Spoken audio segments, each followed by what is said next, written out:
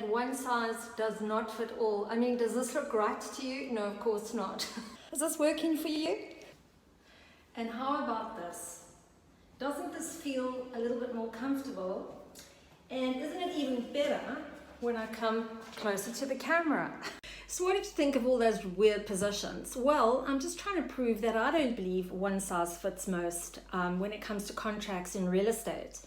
You have a lease agreement, you have an offer to purchase, and surely to goodness, those agreements should be structured according to the properties that's either being sold or leased, and also according to the needs and the lifestyles of the parties and what their intentions are.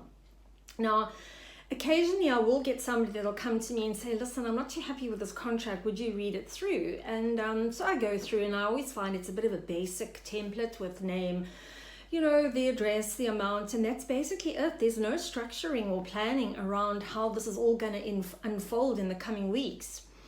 So I'm hoping that over the coming weeks, I can go through a few, bullet points with you, maybe 5 to 10, of what I feel are the top 5 or 10 aspects of an agreement that cannot be one size fits most. So I'm going to be random. Let's just start with the bond. If you have a company that is purchasing a property, the chances are that company is not going to get a bond approved within 15 days. So if your offer to purchase says that the bond will be approved in 15 days from the date that the purchaser signs the offer to purchase, I think you're going to be in for a little bit of a shock. The banks take a long time, and financial statements to get out of an accountant can also take a long time. So it is always good to look at that and say, okay, what is the practical date that I need to put in to be able to get a bond in place on time? Because if you go past that 15-day period, for example, you might find that your contract has lapsed and then the parties have cooled off. The other aspect I want to touch on is the deposit. I've had buyers sit in front of me, and I've said to them, okay, we're putting down a deposit, yes.